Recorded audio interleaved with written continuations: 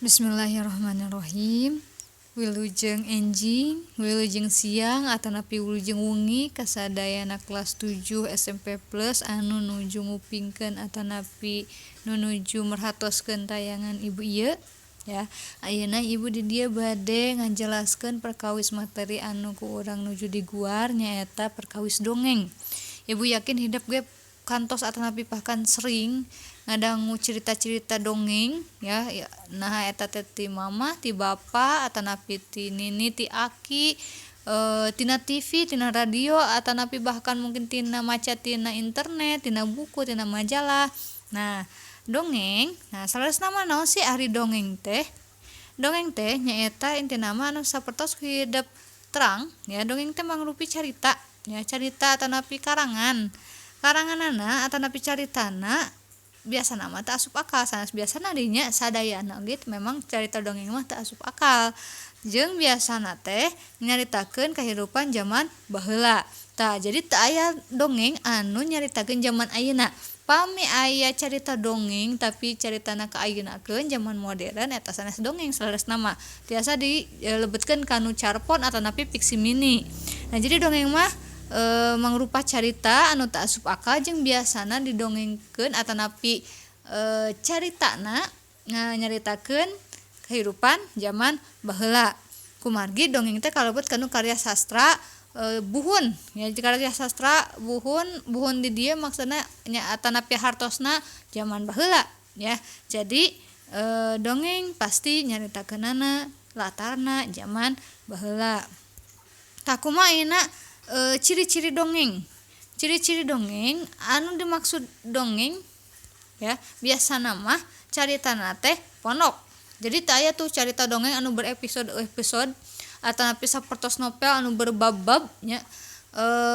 Jadi carita dongeng mah ponok sapertos carpon gitu ya. Jadi ukuran ponok di dieu henteu ponok saponok-ponokna. Biasana mah pami misalna teh di print panginten atanapi dicetak mah sahalaman, salembar, 2 lembar, 3 lembar eta masih kalebet kanu ponok. Atanapi pami misalkan difilmkeun, nah durasina mung sababaraha menit ya, henteu berjam-jam. Tah eta ponok di dieu maksudna teh henteu ponok saparagraf 2 paragraf ya, eta mah sanes ponok deui, eta mah ponok nakar, ponok pisan. Nah ponok di dieu ukuranna sapertos carpon. Pami dicetak sababaraha halaman tapi henteu dugikeun ka sababaraha bab, apalagi komodi pami dugikeun ka sabuku henteu. Jadi caritana dongeng mah ponok. Anu kadua ya, dari caritana ponok.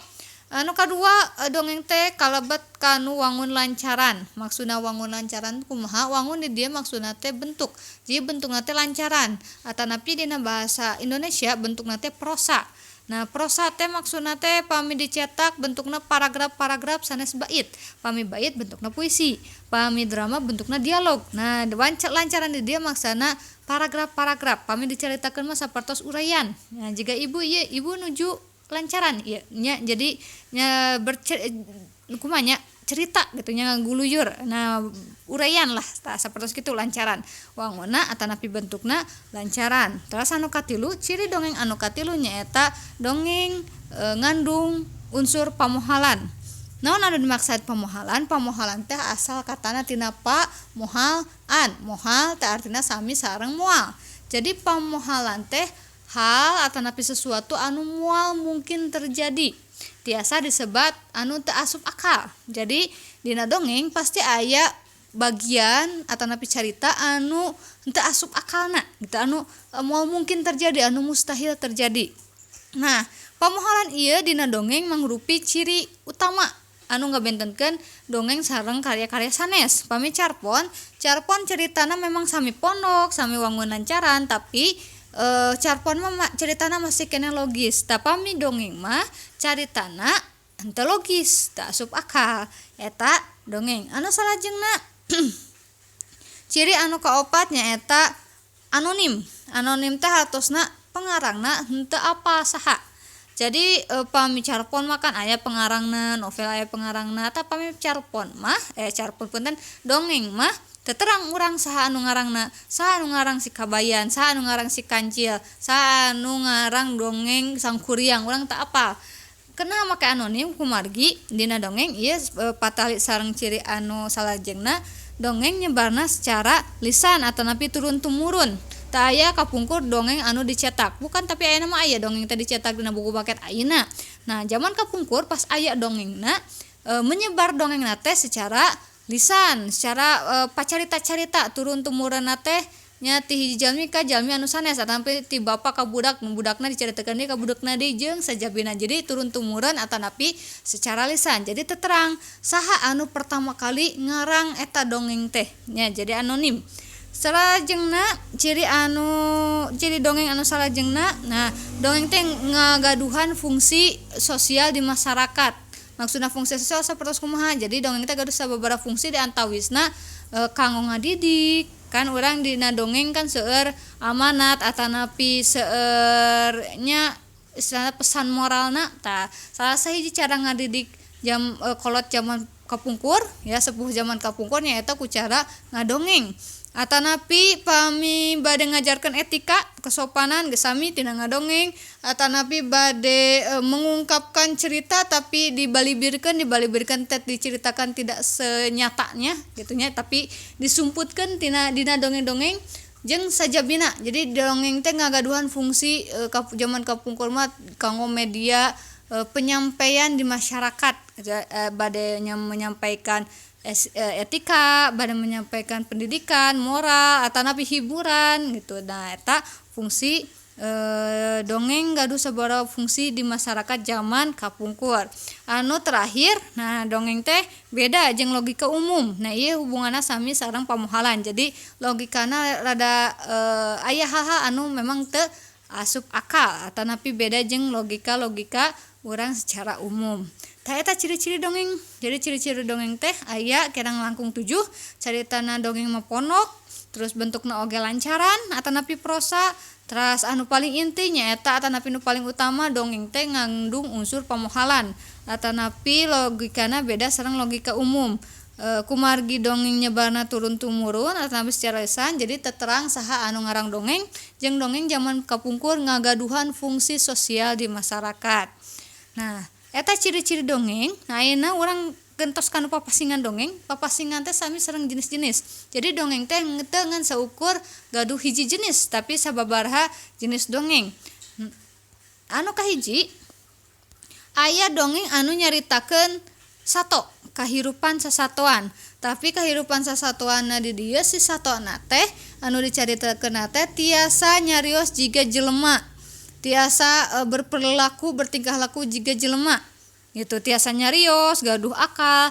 Nah, dongeng anu sapertos kitu dongeng anu diperankeunana ku sato atanapi dongeng anu nyaritakeun kahirupan sasatoan anu gaduh paripolah jiga jelema namina dongeng fabel.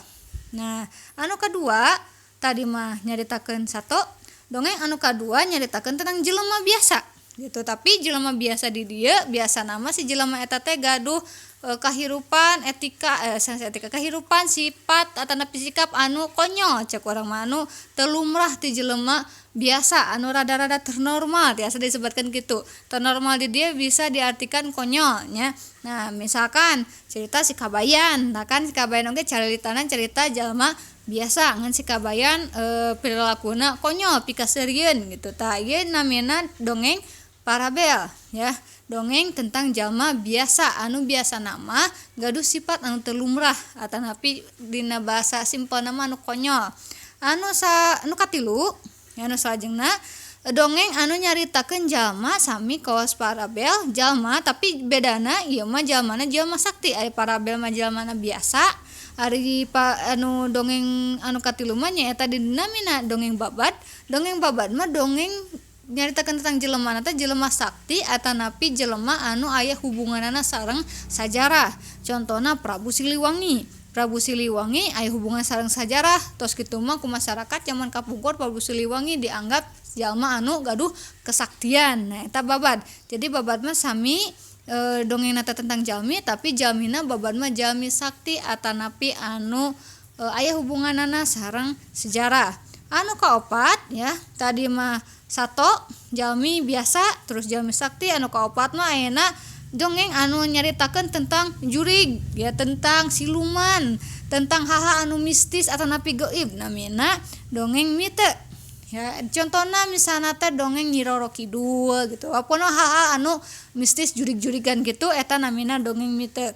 Nah, terus anu terakhir dongeng anu nyaritakeun asal usul. Nah, ieu ibu nyanakna asal usul tempat. Jadi sanes tempat wae sanes nama mung memang seueurna asal usulna tentang tempat. Dongeng ieu namina dongeng sasakala.